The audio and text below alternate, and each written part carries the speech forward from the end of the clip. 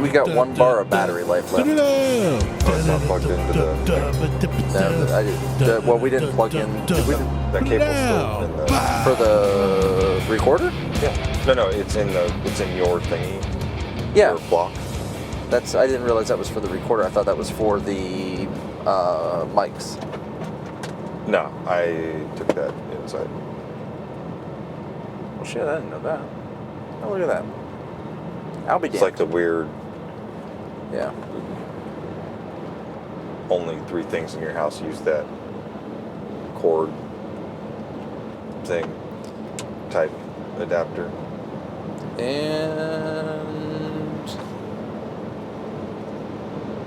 still No, nothing. the battery indicator goes away when it's plugged in. Now it does. It didn't go. It was still showing, but yeah. All right, so we're still on.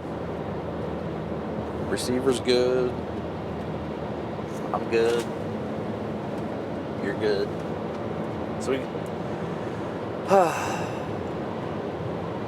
So this trip it's been a good trip. Yeah. There was something. Oh, so yeah, another chapter marker here. We're talking about work. Would you rather have... Oh yeah, because we talked about like how much money would it take for you to go back into the office? Yeah. At least $250,000. Yeah, like... Would you rather have money or flexibility? I guess is what it boils down to. Yeah, so I would rather have the flexibility. But if I'm being forced to go back, they need to. I would rather get paid more to have to deal with the bullshit. So then with that being said, would you rather find another parallel like work platform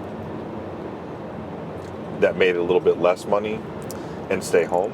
So, well, see, that's part of the problem for me is I don't think I could find exactly what I do now. What's your degree? I just have an associate's of it's supposed to be associates of art, but it's associate of science. But so do you have certs and all that stuff? Nope.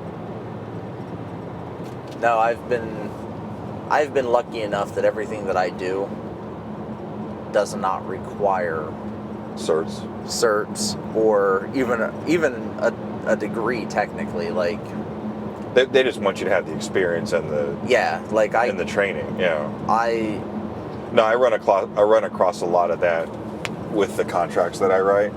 Is they say, oh well, they just need to have an associate's, but they want them to have like all these certs or a certain amount of experience. Right. So sometimes the stuff gets a little bit weird. Like, well, we want someone with 10 years of experience with an associate's degree, but all these certs. I'm like, well, if you look at the way our charts are lined up, just from a generic standpoint, like if someone's at 10 years, they should have this level of education.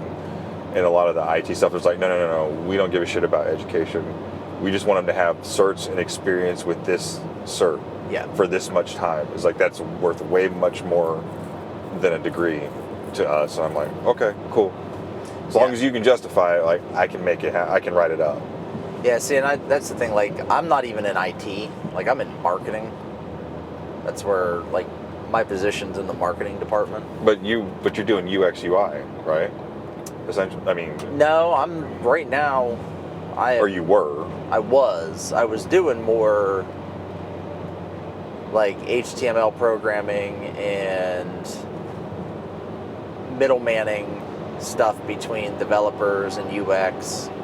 We never really did the UI part, the UI development. I have. Were you like the guy in Office Space who took the orders to the programmers? Yep, that's exactly what it was. They don't know how to talk. They can't talk to each other. I'm a people person. I have people skills. Yeah, no, that's literally what I was doing before. Is I was doing some of that, plus I was doing HTML, and then I was also doing page setup within our content management system, and now we don't do any of that. Now it's a lot of business calls, meetings, copy and paste some stuff here and there, and update content on the websites. So content management. So it's content management, which when I was in school, that didn't exist. Yeah. Like, content management wasn't a thing. Like, everything, every web page was basically coded by hand or in a WYSIWYG, but they were coded individually. Each page was coded individually. There wasn't a template thing templates, okay. that was set up that, every page now looks like this, and then you just fill out these things, and now you have a web page. But it would, like, I just have an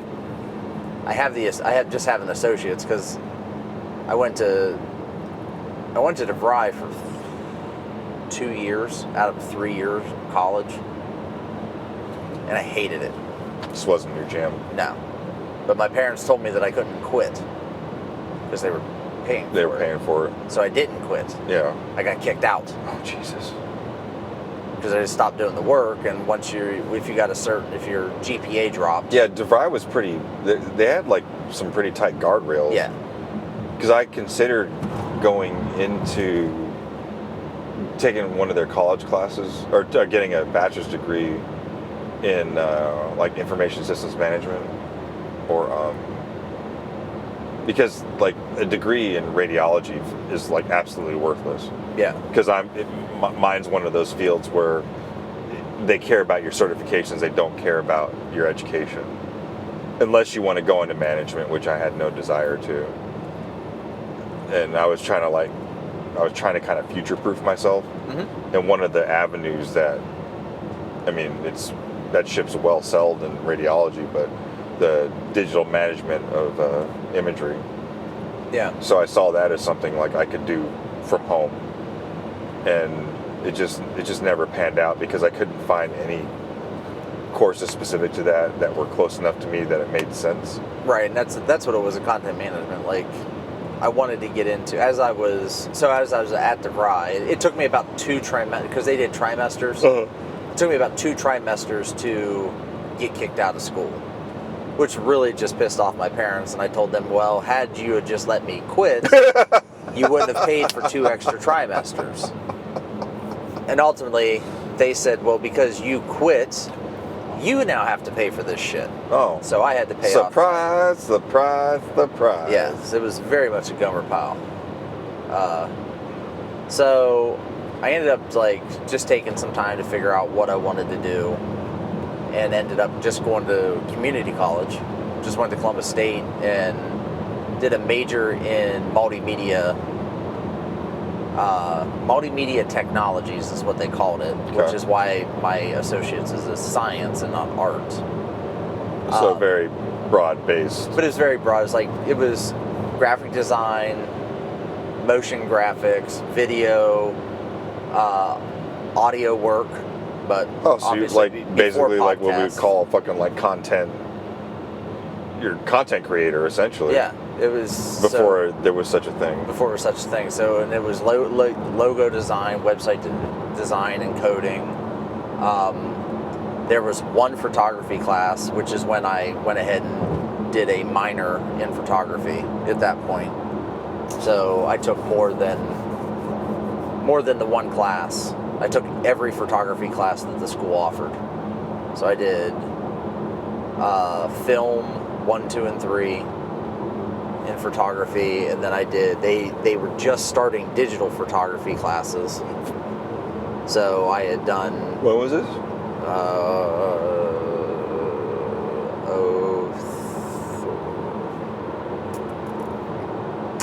03. Okay.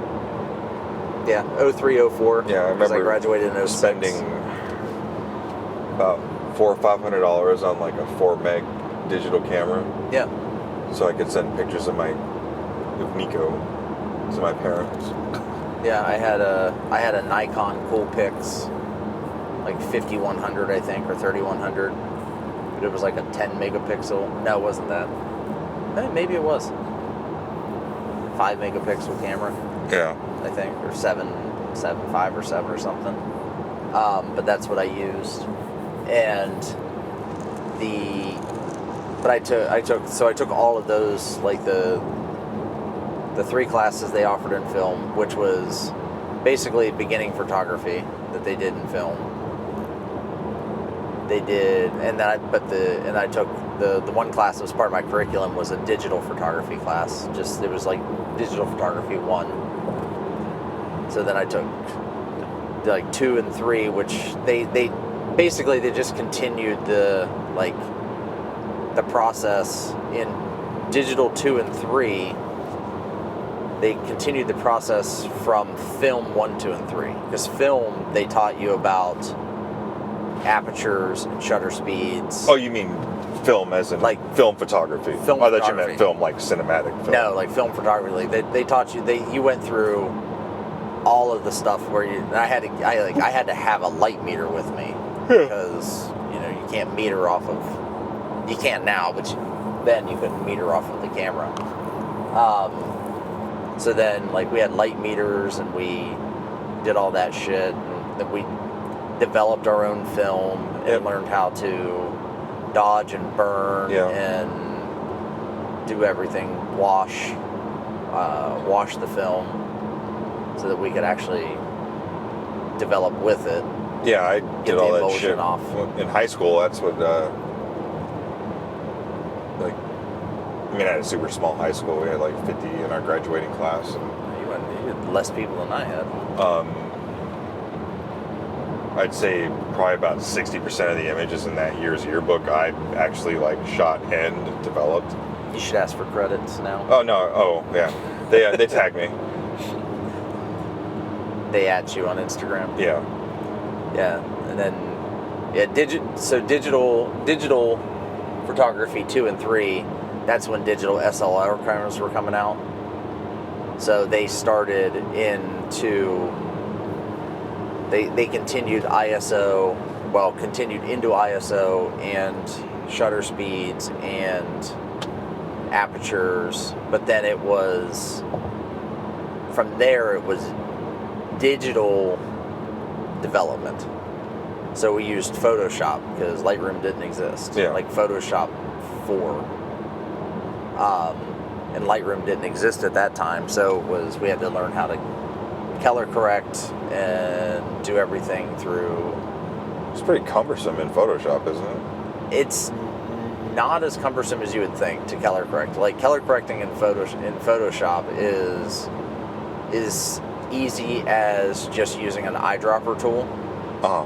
And there's a function, I can't remember the function without seeing it. You can, it may actually be called correction. But you select this eyedropper tool, you select the black dropper, and you find the blackest part of the photo. And then it zeroes out everything from there. Zeroes it out there. Then you select the gray and you go to your 18% gray and then you do a white and it balances out the photo that way. There's a way to cheat where you just use a gray bar. So you have from black to white in increments. Mm-hmm. And then you just select black, your 18% gray, and your white, and you can throw it on a layer or something, and it'll work. Or you can throw it, into the image and just hit each one of those and balance it out that way. Because that's what I used to do, just to make shit even easier. Essentially using a gray card. Yeah, you just use a gray card, and that's when that was my minor, and then I became somewhat friends with the instructor. So him and I would go back and forth on things and how to do different things, and he had printed off a bunch Was this the guy that published your image? Yeah. Actually, he's the reason that I am a published photographer in a book. Uh-huh. Because of him. We ended up. Well, he printed one of my photos that I took. It was the center cap of a rim. Yeah. That he thought was black and white. The image was not black and white. It was absolutely in color. And he was like, because it was black and white. It was a black and white digital class that I took. And I said, no. I said, that's not a black and white photo. And he's like, oh, no, it most certainly is. He goes, I looked at it. It's black and white. I'm like, you see that right there? I said, That's neither black. I said, nor that white. is yellow. I said, because I was wearing a yellow shirt when I took this photo, and that's the reflection of my yellow shirt. And he's like, he looks at it, he's like, son of a bitch. I'm like, well, he's like, I'm leaving it up. He goes, it's in place. But he had us do, in film, he wanted us to go out and do some photography and film. And so I had done, was it film? I think it was film. I had like the head of a praying mantis that I had taken like a super macro of this praying mantis, and it got chosen as one of the 1,500 to be published in the book for the, I think it was Nikon, like the Nikon whatever image challenge that they did. Mm-hmm. So, and then you print it out and you send it off to them, and they send it. They essentially, if you make it, they send it back to, well, they send all the photos back to everybody, but they scan it in and put it on a page, and Mm-hmm. they say, hey, that's you made it, you're one of the 1,500, you're not the top 3, but you're one of the 1,500. So You still get no money for all the money we're going to collect from selling these. Yep, we get nothing, you get nothing, and we're gonna still, We'll tag you. we're gonna charge you $30 for the book, by Good the way, to too. see nothing has changed. So, but, yeah, and then I like that major of multimedia technologies is basically content creator, which it's all the shit that I hate doing for the most part. Yeah, if I ever had time in my life, I would really like to take like a proper sit down, 2 days a week, whatever, I guess digital art class, because I went from film to digital, like just a little point and shoot digital, Yeah. to now all of a sudden doing the shit I'm doing now. And I'm self-taught when it comes to, I mean, not self-taught, like, YouTube University. Yeah. So, learning how to color correct and all that shit. But there's certain times when I want to do something, or like layers, for instance, like that shit didn't exist, like when I was doing film or just bullshit photography. So like, I don't understand how to take advantage of layers, or things like, just some of the verbiage I don't understand. So when I'm trying to manipulate an image in a certain way, like I don't know the word I'm looking for to fix it. To make it, yeah. Yeah. Yeah, see, I do wish that Lightroom had more than just masking for layers. I wish there was a layers function. Like in Photoshop. Like, I'm not looking to add additional shit into Lightroom, but if I could have just a basic layer that overlaid everything, and then I could burn that layer, and I know you can do it with masking. Like dodge and burn. But dodge and burn type shit. Oh, you can do that in You can do it in Lightroom. Affinity. I think you can, but I think you have to do it on a masked layer. Oh no, if you use Affinity Photo, you can just, there's a dodge and burn tool. Oh yeah, I don't, but I quit using Affinity. Like you can do some sort of dodge. No, and burn. I'm sorry, not Affinity, Luminar. Oh, I don't have Luminar. I just wish that Lightroom had the ability, like, just to do, like, masking's great and layered masking's fine, but you can only do so much with it for some of the stuff. Like, I watch on YouTube University, I watch a lot of guys that when they're working on this, like, this is their magnum opus, like, they're taking it into Photoshop and they're fucking pixel peeping everything, like going through and like making sure that this does this and trying not to take away from the photo, when some of the shit that they're doing could easily just be done with a layer in Lightroom, and it'd be fine. So it's like, I like Lightroom. It has its limitations. I don't want to have to take shit into Photoshop though. But I want to be able to. Well, I also but wish, they make it so easy to do now. They do. The other thing I wish is there was, like, I'm big on presets because I mean the volume of photos that we go through. I can't just say and do the same, and spend hours on each photo. Uh-huh. I wish there was more of a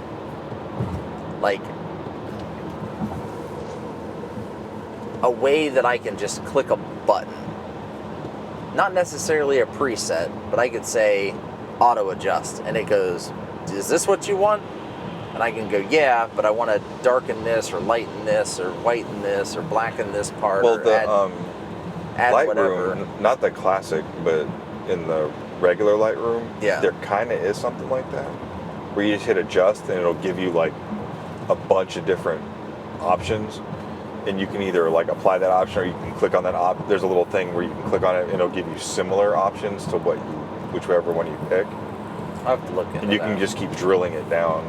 Yeah, because I just want to be able to, like, I have the presets that I use, but even then I still need to like up the exposure on some of them or take the exposure down here or there in some cases. Mm-hmm. So, which is what I mean, that's how I've gotten my workflow to, is that's it. Like, all I have to do is adjust an exposure. Yeah. Great.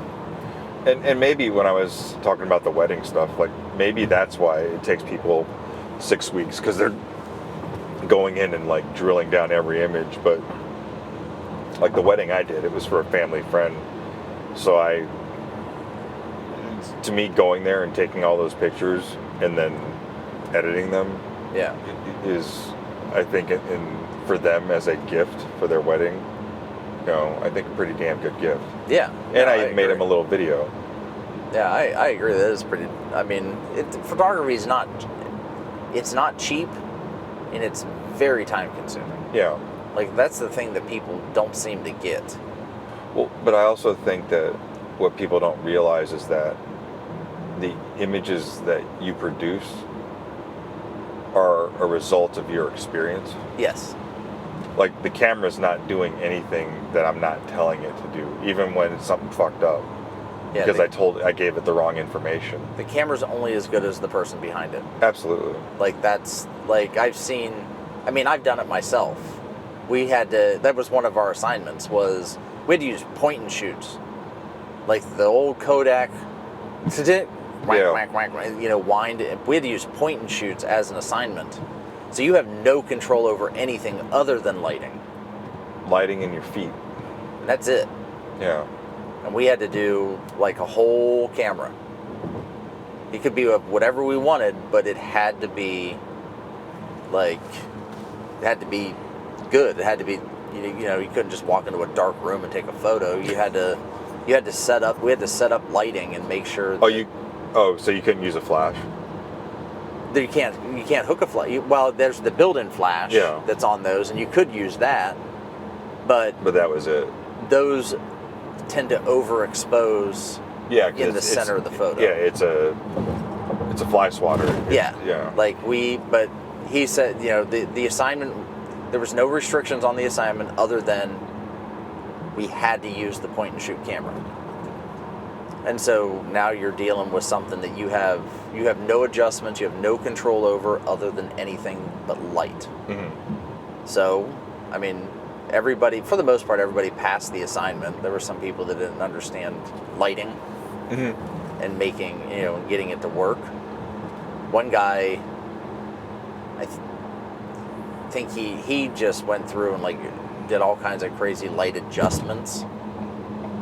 Like, some of his shit was way overexposed. Like some non-coherent adjustments. Yeah, some of it was completely underexposed.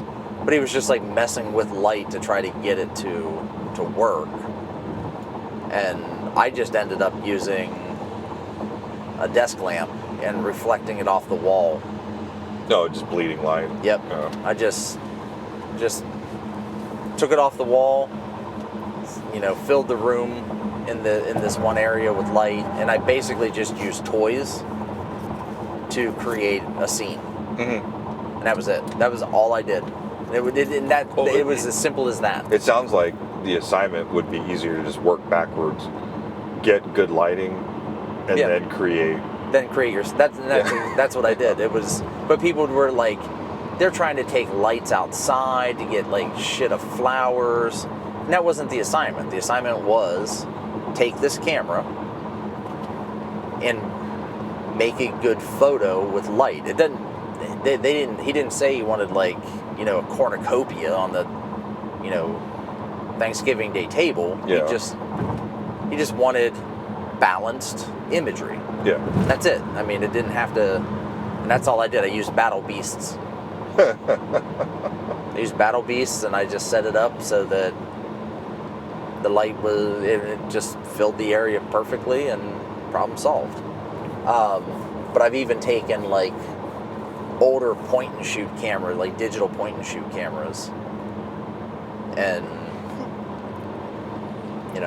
it's not always the camera. It does help. I mean, it does help. Like these new mirrorless cameras compensate for a lot of darkness. Even you shoot 1/1600 in a CrossFit gym, and you're still able to make everybody out. It's slightly underexposed, but you can fix all that. You can work shit. with it. Yeah, you can work with it. You can make everything look good. But that's the type of that's what we're dealing with today. Whereas 15 years ago, my old Canon 40D can't do that. But even when people say, like I don't say, you have it easy nowadays, because, like I said, you still have to have good composition. Yep. You still have to understand light. You still need good lighting, because you can take a dog shit image, and there's only so much you can do in Lightroom. Yeah. Yeah, and I've had people. They were like, someone said that to me actually at the last competition I was at. At Power Hour. Someone was like, "Oh, you got it super easy now. That camera just kind of." I'm like, "No, I have it easier. It's not super easy though. Like I still got to figure this shit out." Yeah, I wouldn't say it makes it harder. Definitely, there's a lot of time that is being saved, because, like you said, you don't have to develop them or send them away to get developed. No, and I don't have to carry I don't have to have a light meter to figure out what my lighting is going to look like. That, and like I can't even imagine how many rolls of film like 128 gig card is. Well, because the largest rolls of film I had were like the biggest ones I could make, because we had like just raw spools at school. Yeah. But we only had 200 and 400 speed film. So like I think the most I could get was like 36 in a like that I could cut. Yeah, 36 to 48. No, it was like 24 to 36. Or 20. Yeah, sorry, 24 to 36. So, and you figure out of 36 images, probably if you're doing a football game, maybe 10%. Yeah, you may get a good 5 images. Yeah. Out of a roll of 36, like you maybe get 5 images that were like keepers. Yeah. No, it's it's easier now because I don't have to deal with this film shit anymore. It doesn't take me a week. Yeah, and I don't have to go through the whole but the development process is still a pain in the ass. As far as it didn't get easier to develop from film to develop digitally. Yeah. It just changed. Yeah, there's no chemicals. There's no chemicals now. But now I'm sitting in front of a computer. In front of Lightroom. For hours. Yeah. Sifting through photos and then going, oh shit, I really like this one. Let's do, some additional touch-ups on this. Or trying to figure out, maybe I'll filter the shit out of this and, make it look. Or even better yet, well, let me just make another copy of that image right here. Yeah. That's the other thing I wish Lightroom doesn't have that option. Hold on, I can, what? They don't have a copy, duplicate image. Yeah, they do. It's not in Classic, they don't. Yeah. It's called, the verbiage of it is weird. Well, see, don't do that. Don't do that, Adobe. Yeah. It's called duplicate in Photoshop. Fucking call it duplicate. No, Don't call it Twinsy.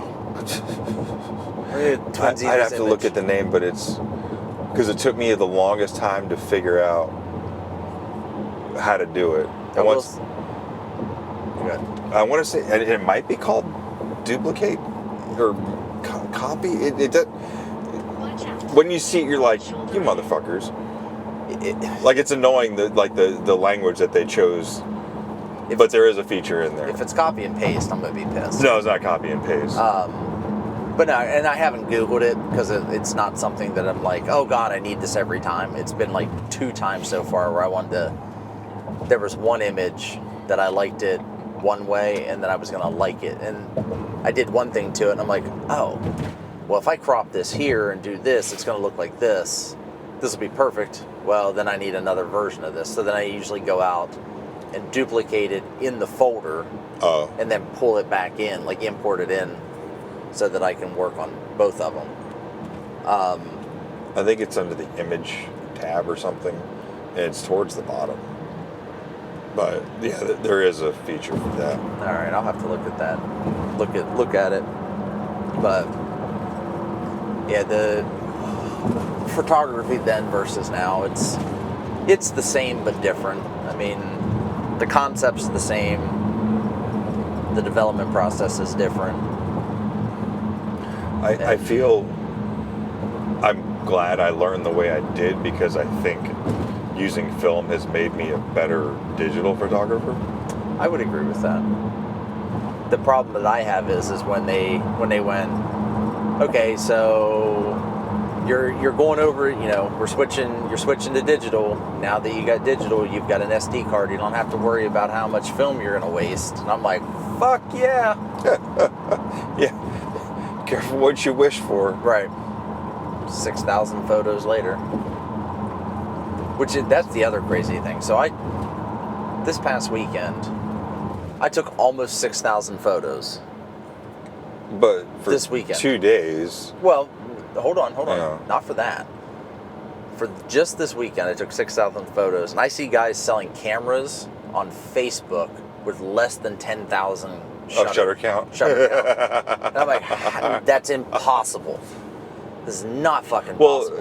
Well, sometimes I know people, especially I know on the Sony side, with like the S series cameras, like they might be selling like a Sony A7S III, which is their cinema, well not cinema, but like their prosumer cinema camera. Yeah.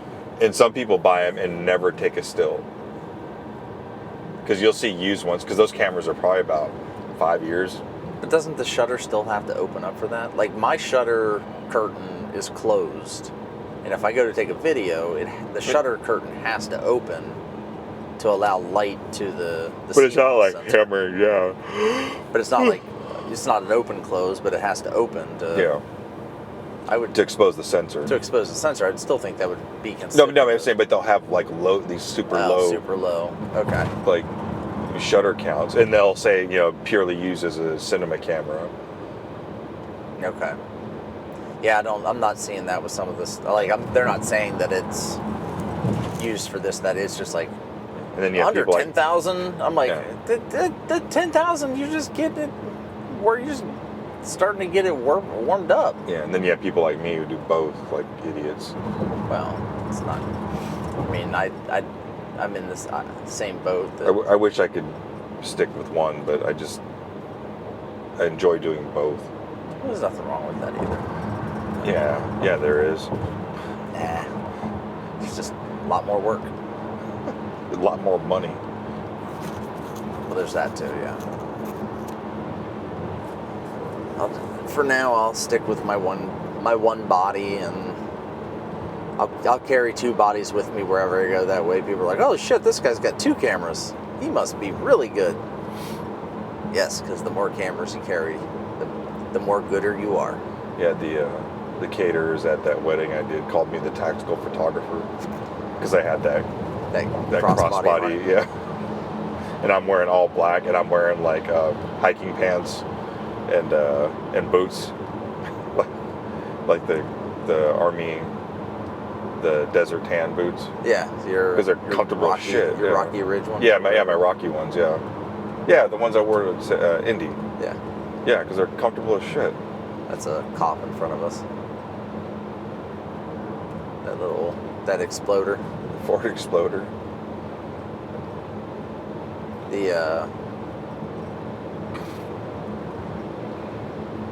What was I gonna say? Shit. I don't remember. Whatever. Fucking exploders. Ford Exploder threw me off. That's what they gave us at the rental company when we got down to Texas. It doesn't have a gear selector as like a gear shift selector.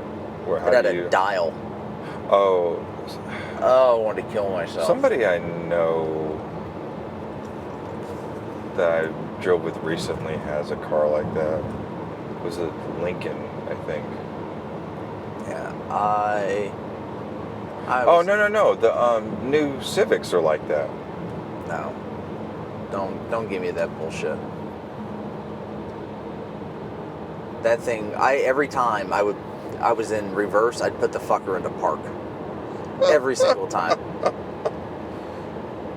Because it was opposite of what you wanted. So like you would start, like I always felt like I was, like, I don't know. I felt like it was opposite. Like I could never figure it out. But I'm also an idiot, so there's that too. But just trying to figure out how the goddamn dial works. It was like the 3 seashells in Demolition Man. He doesn't know how to use. He doesn't know how to use the 3 seashells. They still don't know what that. I mean, no one's ever given an answer. But yeah, so that exploder, whatever. That's the one thing. So speaking of shifters, that's Lexi's gonna have to learn how to drive a manual. Yeah, that's a anti-theft device right there. That's a requirement. That's what I told her. I said you need to learn. You're gonna need to learn how to drive a manual, and you'll probably end up having a manual car whenever I get you a car. She's like, yeah, that's fine. That's fine. I said, don't be surprised if any of your boyfriends can't figure out how to drive your car. Yes. She's like, well, some of the boys at school have manuals. I'm like, some. I said, but... And more than likely, they're just those paddle shifters. No, they're Subarus. There are a lot of them are kids that have WRXs. Oh, okay. So they're full-blown manuals. And some of them have manual trucks. But they're like... 3 in the tree? No, they're 4 on the floor. 4 speeds. But she's like, okay, that's fine, whatever. I guess I'll just learn. I'm like, if you want a car, yeah. Because that's what I'm buying you. Yeah. Rule number 1, do not downshift from 70 into second. Yeah. Rule number, just don't bother downshifting if you're doing the speed limit. There's no place you need to be that fast. And do the speed. Just do the speed limit. Unless I sent you on a bourbon run. Yeah. Because in that case, it's... Well, she can't buy bourbon. I'm drunk and you have to drive me to the store. Yeah.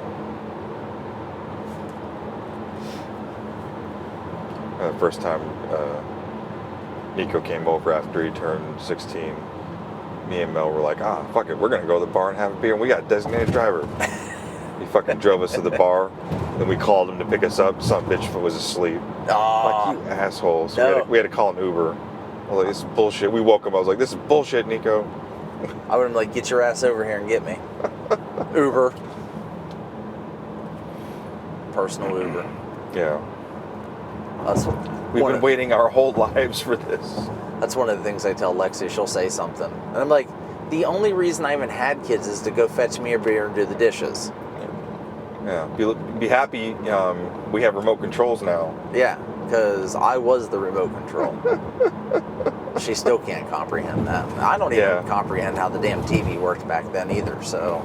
Did you have one of those push-button channel thing? we had we had that as a cable box, yeah. The one it was still connected. Kerchunk. Yeah, and it had like the dial on the side for the 3 different levels, or the 3 like pages, I guess. Yeah, but we had the UHF versus VHF dials. Yeah. On the front of the TV. Yeah. Which, and the rabbit ears. Yeah, which I was also the rabbit ear holder, and I was the channel changer. Yes. Except this channel, it was like, and then you had the Tune in Tokyo dial. Yeah, that's why all of us folks that are over 40 have such strong wrists from turning that damn thing. Because the thing was, I had to use 2 hands. I was like 3 years old. My dad's like, "Hey boy, change the channel." I'm like, yeah. But then we had the cable box was a dial, so it was like a trapezoid-shaped box that had a dial right in the middle of it, and you just go, pop, pop, pop, pop, pop, pop, pop, pop, and you just. And it was corded, right? No. Well, yeah. The box was corded to the television. It's corded to the television. Yeah.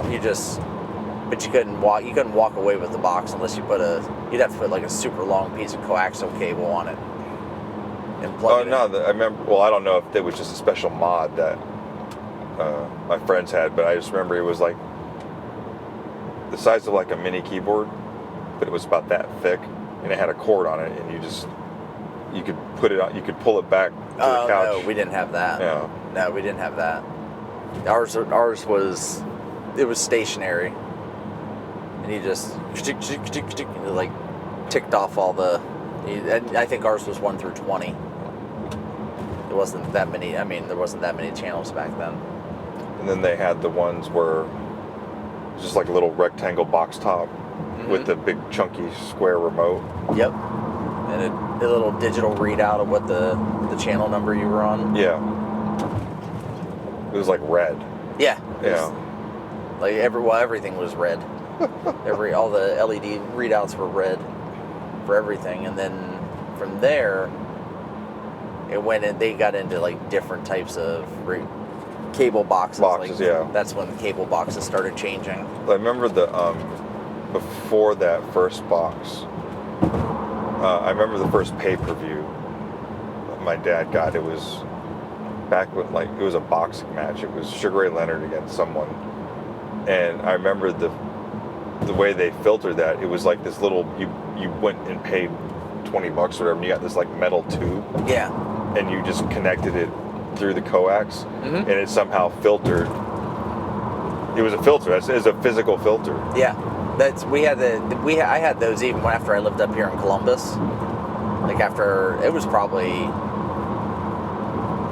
how long ago was it? Because we paid for basic cable, and the guy comes in, and I see him put a bunch of those little silver tubes on the coaxial line, and then shoves them back up into the wall. So I pulled them all out of the wall and took them all off. Yeah. We had all the channels after that. Like, we didn't have pay-per-view, but we had all the channels. We had HBO, Cinemax, we had every fucking channel. Yeah, when I was living here before and I lived on base, I had cable internet, and someone told me, it was like, yeah, if you take that same line that's going into your internet and then buy a splitter, you'll have all the channels because it's unfiltered. Yeah. And I was like, what? So I tried it, and I was like, oh shit. Because that was the next thing it is. I just was like, screw it, I want to cancel cable. So I canceled cable. And my bill reduced, but I kept all the channels. I had all the channels, yeah. And then that's when they finally went to a digital version where they could control the channels from the back end. Yeah.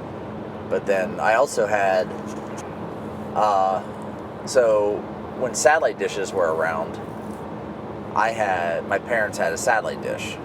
And then they canceled it. DirecTV. Okay. And then they canceled it. Well, the satellite dishes had cards in them.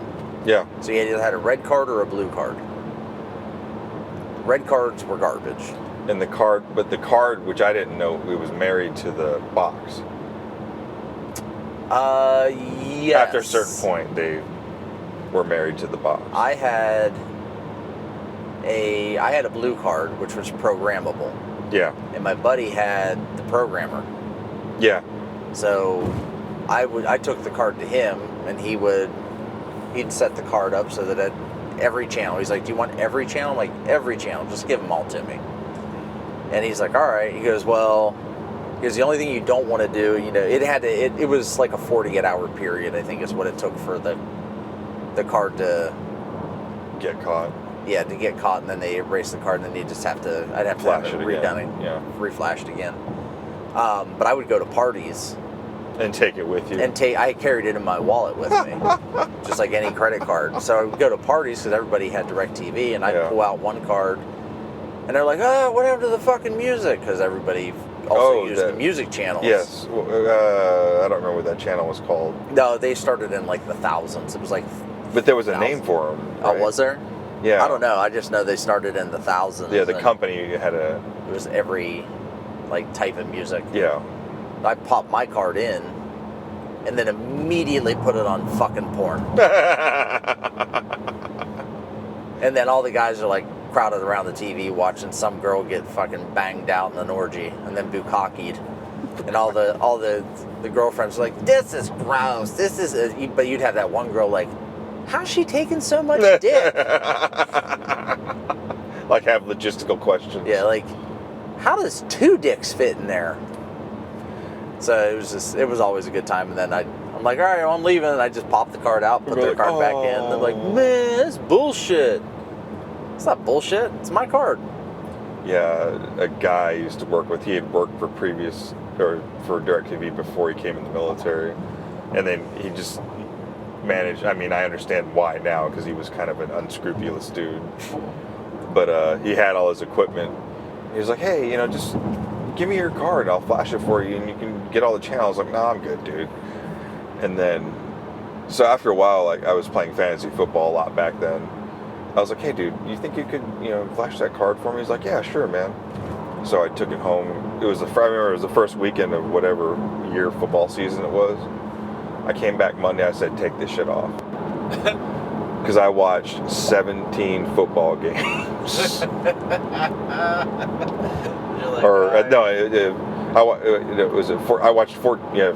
was the opening weekend, so I watched 15 games that weekend, and I was like, take this shit off. You got dick done. Yeah. You got nothing done. And that's when they first started doing the Red Zone channel. Yeah. So you'd watch, I don't know if you've ever seen it, but it has all the games playing like in a 3x4 grid or some shit like that.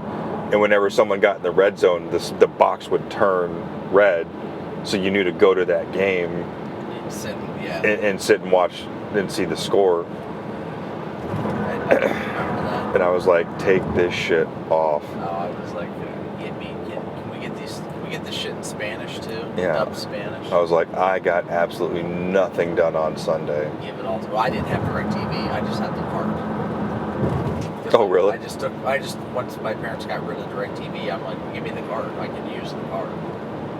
So I'll just take the card. It's like, I know this person has DirecTV and that person has DirecTV, so we'll just. Yeah. So I remember it was like at first it was like all the cards, and then they changed the boxes and they changed the cards, and the cards had to do with. I guess the copyright laws in Canada were different at the time. Yeah. And so all these people were just using these card readers and getting free DirecTV. So DirecTV was like, all right, fuck you guys. And they lowered the orbit of all the satellites. and then that's when they got more, and that's when they started getting more strict with the cards. Like with the encryption and stuff like that. That shit it was getting a bit out of control. Yeah. Like I know my buddy had bought like one system, and then he ended up buying another, like this different system that did more, and then he bought another system that supposedly masked the card so that it looked like it was one card, but it was actually another card altogether. Yeah, he had some way or some resource where you would get all these card numbers, and you would just keep putting card numbers on the card until one worked, and then you would use it until it got flagged, and then you would just a continual kind of like credit card skimming, I guess. Not that I've ever fucking stolen credit cards, but I'd imagine it's very similar. I did some of that in my youth. I had a credit card generator. Oh, no shit? Yeah. How the fuck did you come across that? It was... Was it when you were... early 90s hacking.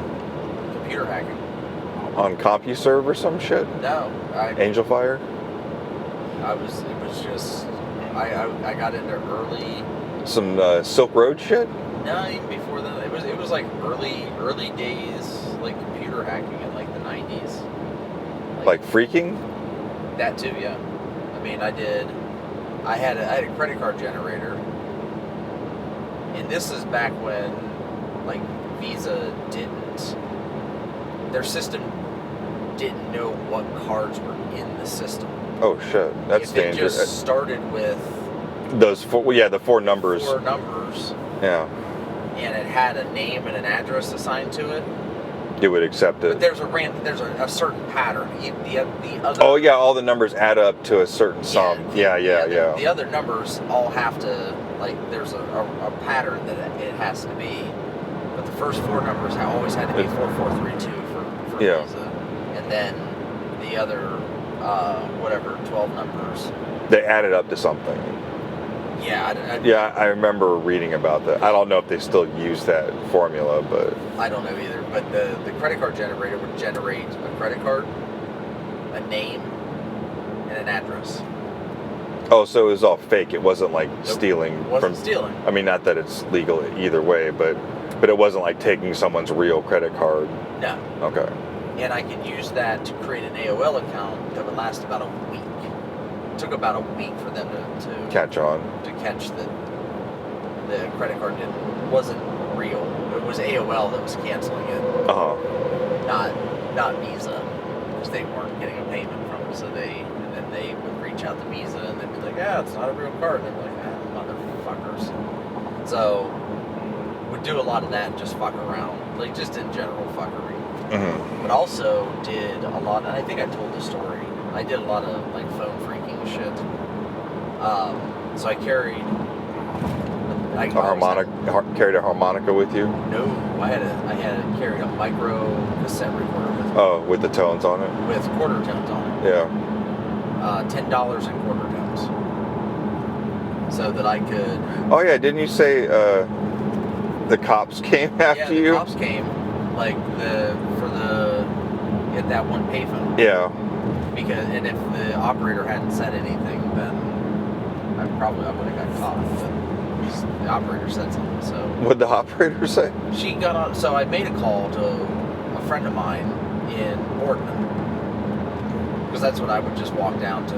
I'd walk to this payphone and I'd make collect calls to friends up in Youngstown and Boardman. Back when payphones were prevalent. Well, not only that, but you couldn't call another area code without being long distance. Yeah, without it being long distance, yeah. So I would call up to Boardman, and the one time I made a call, because I always made calls from the same phone, which I didn't really have a choice, because there were only like 3 payphones in Toronto. Mm-hmm. So I just used this one phone, and I'd call and talk to her for about 5 or 10 minutes every time I called. Well, the one call, the operator intercepted the call. Like I was on the call, and it asked for more money, so I did my tone generator, and I had it set up so that it was like you were actually, putting it in like quarter. Oh, that you had the intervals. Yeah, so that it was like spaced out. Get them out of your pocket. Yeah. In. So I put a good like 2 seconds, 3 seconds, and I kind of randomized it a little bit. Like one time, like there'd be a 5-second wait between one of them, and I did that, and I was like, "Hey, Rob," she's like, "Hey, what's going on?" And the operator comes up. She goes, "I know that you didn't put money in this payphone." And I was just kind of like, "Who is this?" Yeah. It's the operator, and I know you didn't put money in this payphone, and I just told Rob, like, hang up. I just was like, hang up. And she goes, and the cops are on their way, and I hung up at the same time. And so I took off. I ran up the block. I ran probably like two blocks up from where the payphone was, towards my grandmother's house, and then went down a block, and then came back around. Mm-hmm. Like I was walking down the street the opposite direction that the cops would have come. Mm-hmm. And I got there, and the chief of police was there at the time, and he was just like, I was walking by, like, hey, what's going on? And he's like, some kids messing around here with this fucking phone again. And I'm like, really? So what are they? I said, how are they messing around? Playing stupid. Yeah. Messing around with the phone. Were they He's like, tagging it or something? Yeah. He's like, I don't know. He goes, I don't understand. He goes, we got a call that someone was down here messing with the phone. So he goes, but there's no one here. Oh, so if she hadn't have said something, Yeah. Yeah. If she hadn't said something, then Larry would have showed up. And I would have been, what do you do? What are you doing? I'm like, I made a phone call. Yeah. But now he said so. He was just like, I said, all right, well. He's like, you need a lift home? I'm like, nah, I'm good. Just finished walking home. But I also occasionally would carry, remember, like, phones back in the 90s, like landline phones, it was a receiver, and then the receiver had the number pad on it. Yeah. And you had a hang-up button on it. Yeah. So, like, the clear neon phones, like, when they rang, they blinked neon. Yeah, I had one of those. I had one of those. So I had taken the corded, the coiled cord, and I cut the one end off of it. And I attached alligator clips to the red and green wires. Yeah. In the alley on the end of the cord, because there's black, yellow, red, and green. Mm-hmm. So the red and green, I attached those to it. And if you were to go to the outside of any house, there's a phone box on the outside of the house. Yeah. Well, I also carried a Phillips head screwdriver with me. Didn't look sus at all. Well, most of them weren't directly on the front of the house. They were on the side of the house or on the back of the house somewhere. So you'd go make calls at random people's houses? Yeah, or listen to the conversation. I'm sure thinking that you just clip them on, yeah. Layer clips on, and you can listen into other people's calls. You can make phone calls from their house. You do all kinds of shit. It was fun. I mean, I would usually do it to friends. I'd wait till they were on the phone, and I would, like, say shit. Like, penis. no, like, I can see you sleeping. Just some creepy shit. So, because no one knows where it's coming from, because it doesn't matter. The call's coming from inside the house. Inside the house. Yeah, because you could do, if he was on his phone with his girlfriend and she had a little brother, he could pick up the phone and do the exact same shit that I was doing. All it was just the same line, just getting on there, But so I just did it from outside the house. Just technically. fuck with people. Yeah, technically I wasn't in the house. So I just carried around shit like that. And I tried to build, because there is electricity that does go through the phone lines. It's very minimal. Yeah. West. Low voltage, But you could build a box, I think it's called a beige box, that you could put one AC outlet on and essentially get what would equate to free electric out of that. Yeah, you need a, transformer. Yeah. Or not a transformer, You need resistors and capacitors and a transformer to get enough, more electricity. But yeah, you could just build a beige box and then you could, like, plug something low voltage in there, something that didn't have a big draw on it, just for funsies. Yeah. It did a lot of just shit like that. Like that, the whole tone generator thing, that went on for months. And I would use it, like, if I was at the mall in Steubenville and I had to call my mom, just one tone and make the call. Did you find that shit in magazines? No, I found that all on the internet. Like, okay. I learned about Captain Crunch, who was the first phone hacker. Phone hacker, yeah. He used a Captain Crunch whistle. Yeah. Yeah. It generated the right tone. Yeah. I learned about Kevin Mitnick. Who? Kevin Mitnick. That doesn't sound. He was a hacker that was held for several years without bond, without bail and without a trial. Like, he was a notorious, like, black hat hacker. Oh. But he wasn't like, he did steal credit card information from people.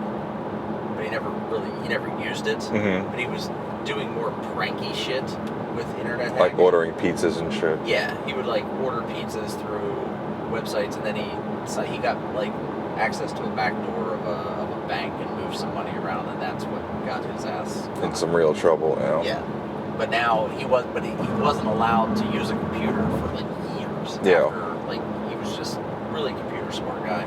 Well, he now runs a internet security company. Yeah, those are the kind of guys you want doing pen testing. Yeah, so that's what they do. They do internet security. Well, our company, the company I work for, bought his webinar videos for the shit that we have to do for compliance. Yearly compliance stuff. Yeah. And I fucking hate doing yearly compliance stuff. But I've always wanted to go to DEF CON. Just because it sounds real fascinating. yeah.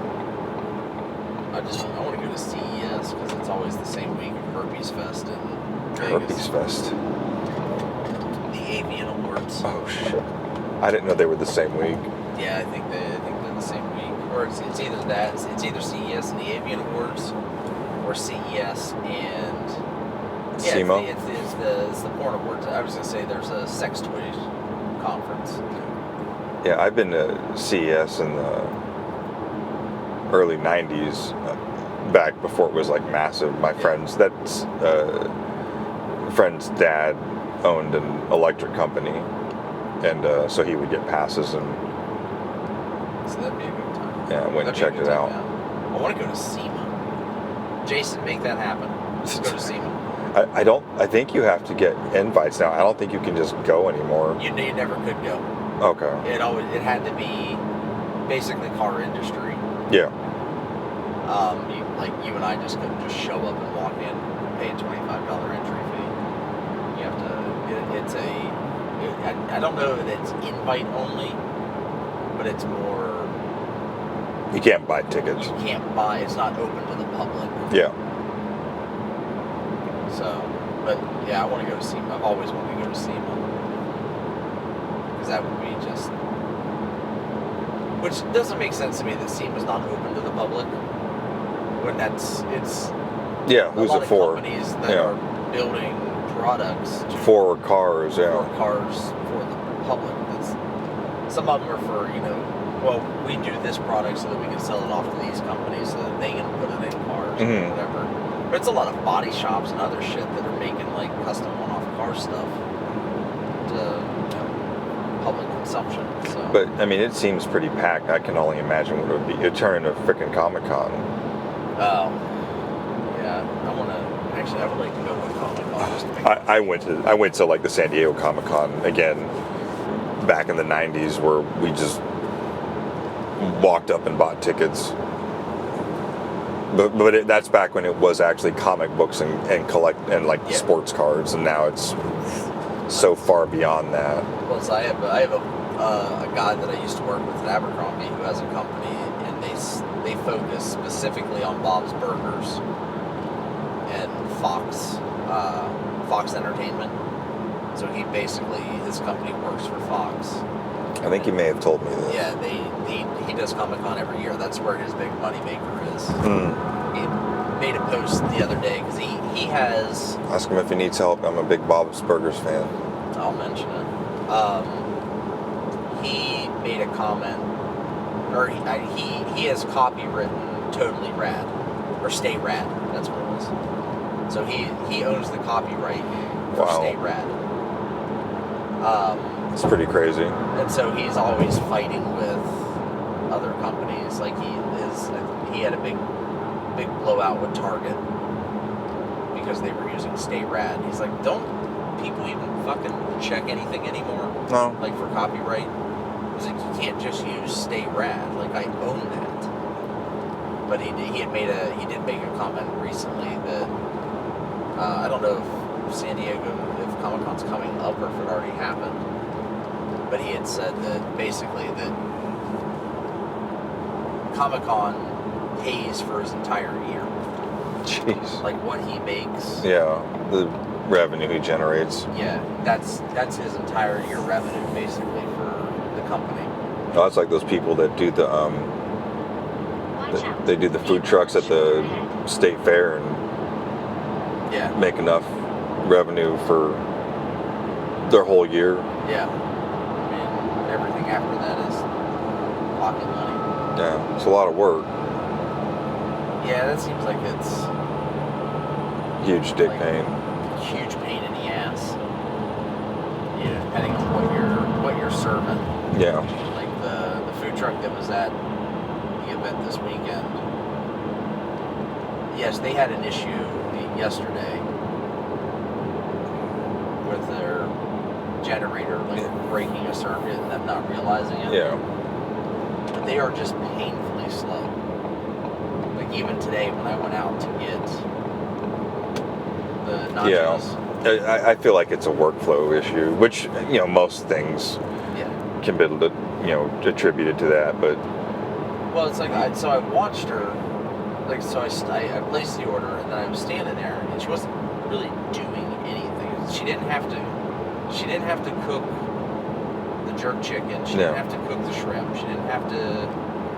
Cook the pineapples. Cook the pineapples. Or the tortillas. Yeah, she didn't have to make make sauces. You just have to build. You just build. But it took her 7.5 minutes to open up the bag of chips, put it in the container, and then even then it still took her like every bit of 4 to 5 minutes to put everything on the chips.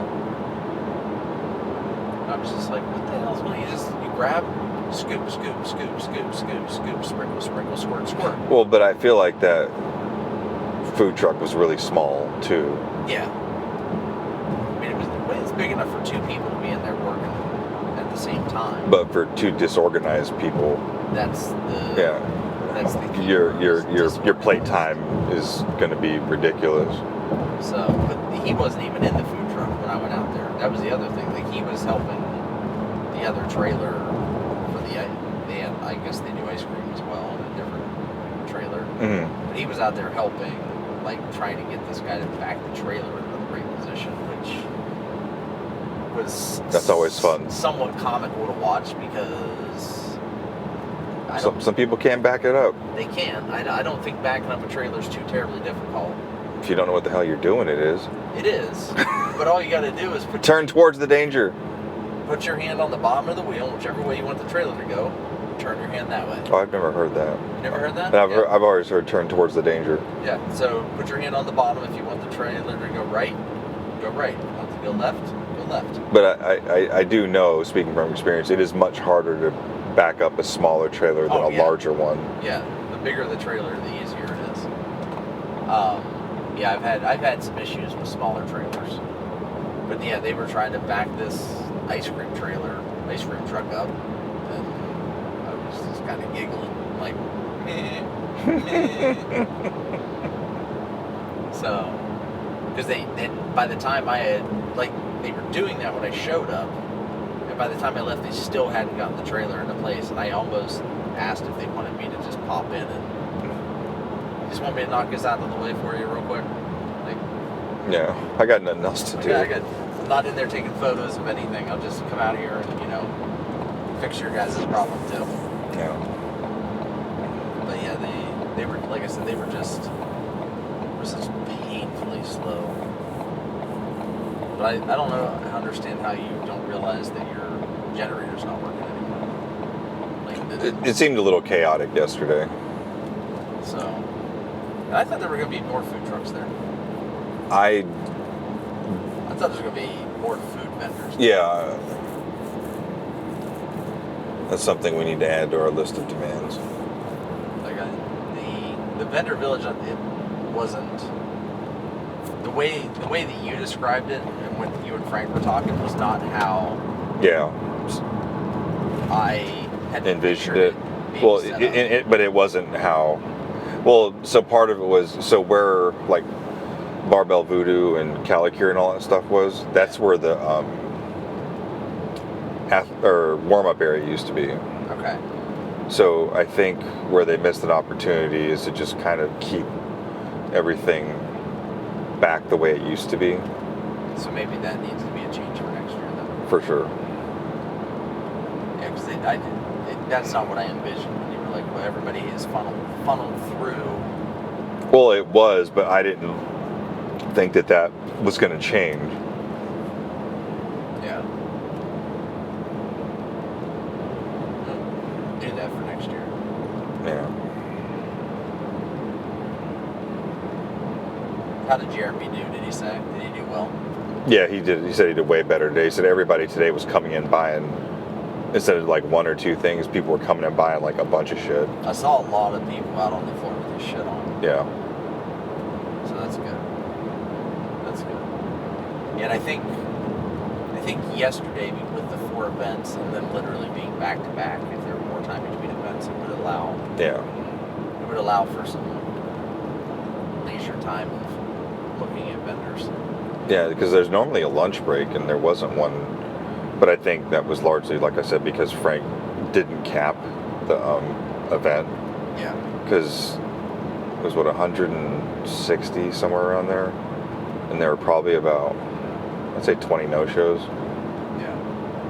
I would still say cap that thing to 6 events, 4 on Saturday. Oh, absolutely. 2 on Sunday. 45 minutes between each event. Because if Saturday goes long, who cares? Yeah. Like, that's fine.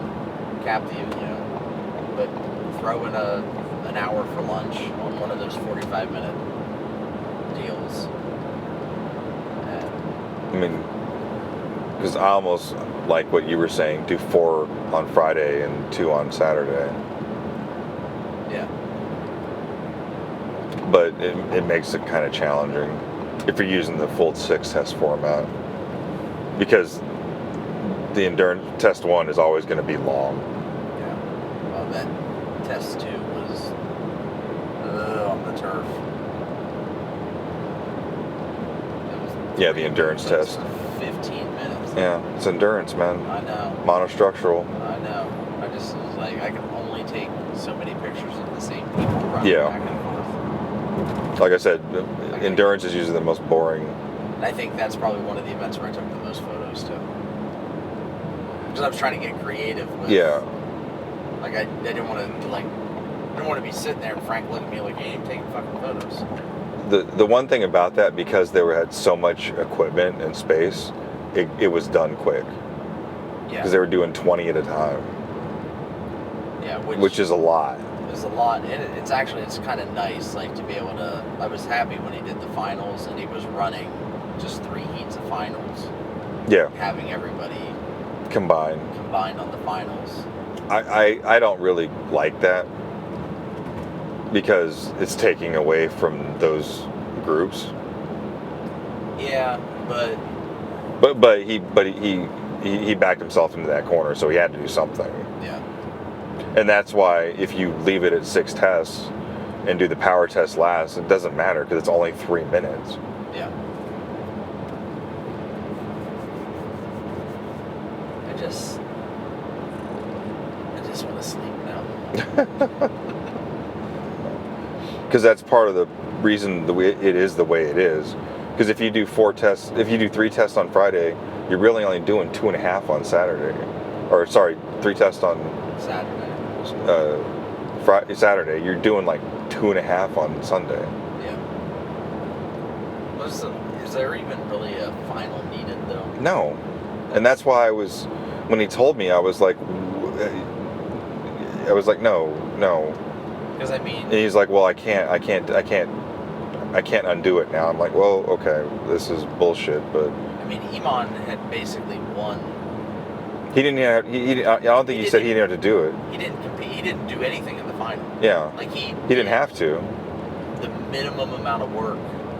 Yeah. Absolutely possible just to literally move. And he ended up getting no reps at one point on the step overs. The step overs. Well, the guy made him do too many. Yeah, he made him do one extra one. Yeah. And he even looked at it and goes, if I started over there and I do 20, he goes, I would end right here. With everybody else's sandbags. And he was... And he didn't get no-repped. Yeah, he just made him do... Well, I guess he made him do another. I thought he kind of no-repped him for something. And on the very last one, he should have, but that was extra anyway, so it didn't really matter. It mattered anyway. Yeah. Yeah, he didn't really... I mean, he busted his ass all weekend. Yeah, and at that point, Eamon was like, fuck it. Yeah, he's like... He just took his time on the devil's brushes. He's like, it doesn't matter if I win this or not. He won the whole thing. Yeah. Because he was 70 points ahead. Yeah, I mean, he Rich Froning it. Yeah, that's what I told him. I was like, just Froning that shit and just enjoy it. Yeah, just kind of... Take it in, yeah. Cruise through it, wave to people. Yeah. Give them the thumbs up. Grab somebody's chalk, crush it. Take a kid out on the floor with you. Yeah. Look at him, just be like, ugh. Throw it up in the air. It'll be fun. Yeah, he crushed the shit out of it the whole weekend. Yeah. That's the first time I've ever seen him work out in person. I have seen him somewhere before. Probably saw him at the games for the Masters. Maybe. But I don't think he's podium, but he doesn't do poorly when he...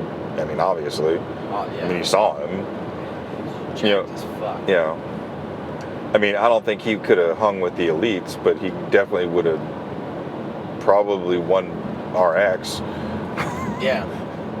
I mean, easily. I mean, but I've seen him someplace else. Like, I've seen him... I don't know if I've maybe seen him at the Arnold. I don't know that he's competed at the Arnold in the past couple of years. Oh, no. If he was, I would have pointed him out, because I met him, like I said, during COVID. Well, I'm thinking before then. Like, before COVID.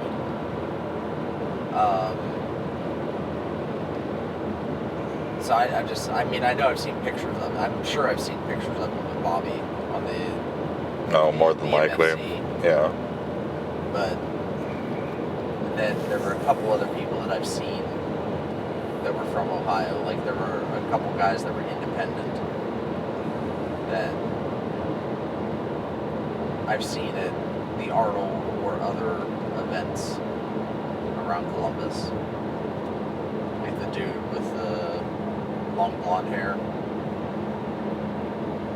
He was from the Columbus area. Mm. And, well, I mean, Matt Allen's from CrossFit Polaris. Polaras. I think he's one of the owners. Maybe. Like with Christie. Yeah, there's a lot of people from Ohio and Indiana that have been showing up more. It's really not that far. I mean, Well, but like the first two years I was there, like there was nobody from Ohio. Like those the Made for Greatness M4G, those guys just started showing up. Yeah, those are 2 years ago. No, they're in Indy. Oh, are they? Yeah. And then there was that one thicker blonde girl that like was strong as fuck, but that was about it. She's from Cincy. Oh. Yeah, she's from Kenwood. Oh shit. Okay. Yeah, we were talking today. You have this personality that people just want to come up and talk to you. Well, I'm usually asking for people's like contact information so I can tag them. That's another thing. We need registration. We need to put their Instagram handles on their Instagram and Facebook. or something. More so Instagram. Yeah. Facebook's harder to tag. Need your Instagram and your TikToks, please. Yeah. I mean, but most of the people remember me from last year doing all the headshots. Gotcha. Because I talked to like 90% of the participants just doing the headshots. I should probably smile more and tell people good job. Yeah. I didn't do any of that. One guy was like, hey, I appreciate you being here. I'm like, I appreciate you doing this workout so much.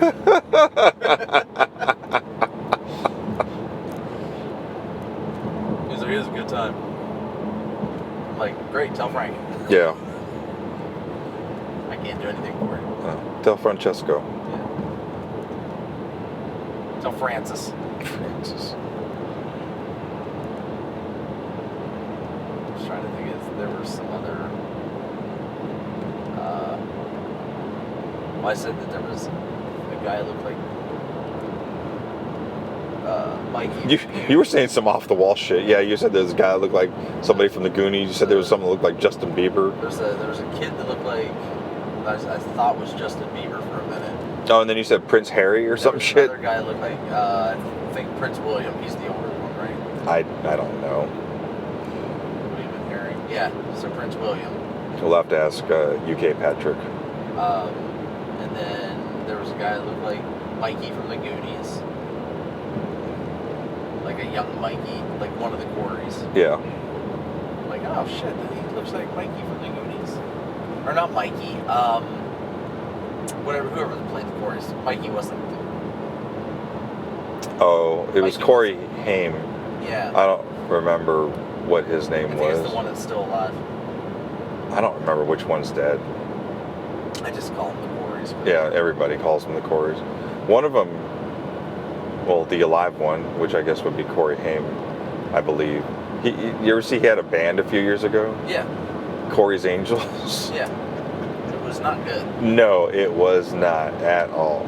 It was really That was bad. tragic, yeah. And he toured. I know. And he was playing at this small. He was scheduled to play at this small club right by my house. And like, I am going, and the show got canceled. Oh. I was really disappointed. Oh, hold on, my mic turned off. Did the battery die? It must have. The battery died on it. Yeah. I mean, it's back on now. And we've But only I'm been talking for like 3 4 hours, and hours. 6 minutes Yeah. plus another hour. Yeah, it's blinky and well, little redness. But we're almost to your house. yes. This concludes our So- Rogan. God, we probably got a good I mean, there's six shows in this.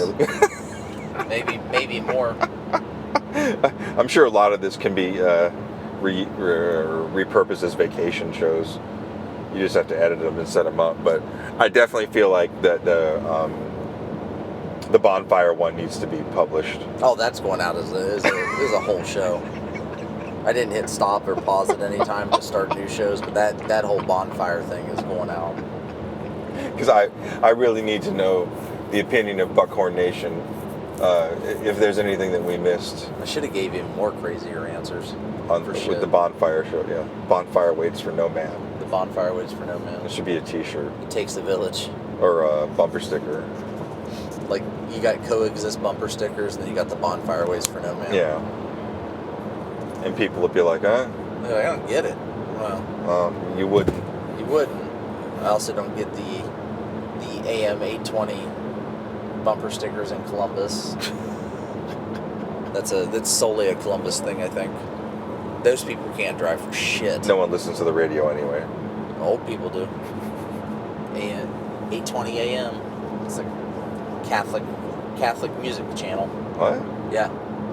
Is it like people chanting and shit?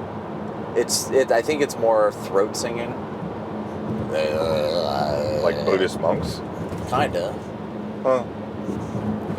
Everybody's got their jam. Everybody's got their thing, so. Some people talk shit about house music, so I guess I can understand. Yeah, you'll have to look up throat singing. It's kind of it's kind of Buddha monkey, but Brass monkey? it's a funky monkey. Alright, yeah, my battery's about dead. So, Alright. hey. Joe that's it. Rogan, We're coming you're for up, you. we're coming for you. Long form entertainment for the win. So I don't know when my mic died, but